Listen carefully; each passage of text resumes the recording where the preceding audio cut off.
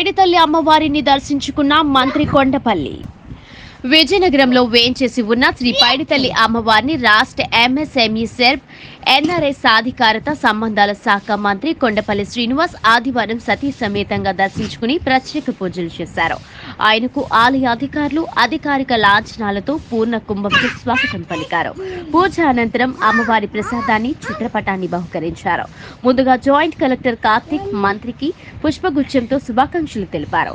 ఈ కార్యక్రమంలో joint collector K Karthik, RDO MV Suryakala, tahsildar PV Ratnam, దేవాదాయ శాఖ అసిస్టెంట్ కమిషనర్ డి అన్నపూర్ణ, ఆలయ ఈవో డివివి ప్రసాదరావు, పూజారి వెంకటరావు, వేద పండితులు, టీడీపీ నాయకులు విఐపి రాజు, కొండపల్లి కొండలరావు, పిల్ల విజయ్ కుమార్, ఆవనాపు విజయ్ తదితరులు పాల్గొన్నారు.